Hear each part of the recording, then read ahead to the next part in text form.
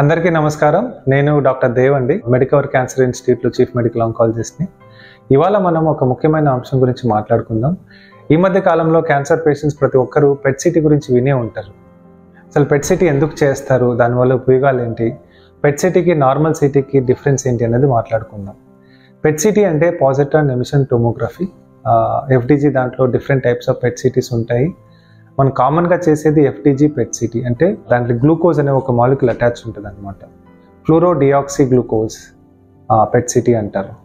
అదేవిధంగా డోపా పెట్ ఉంటుంది, తర్వాత డోటా పెట్ ఉంటుంది. So different types of pet cities ఉన్నాయి, బట్ కామన్గా యూజ్ చేసేది మాత్రం ఎఫ్డిజీ పెట్.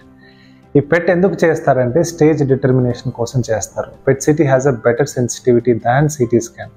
సిటీ స్కాన్ కంటే పెట్ సిటీలో క్యాన్సర్ డిటెక్షన్ సెన్సిటివిటీ చాలా ఎక్కువగా ఉంటుంది.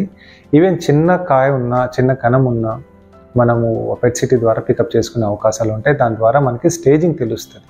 కానీ పెట్ సిటీ వల్ల మనకి ఏ క్యాన్సర్ ఒక ఐడియా వస్తుంది, కానీ పెట్ సిటీ వల్ల మనకి క్యాన్సర్ ఉందా లేదా అన్నది కన్ఫర్మ్ చేయలేము. Confirmation is always done with biopsy, but PET CT is done only for staging of cancer. Thank you so much.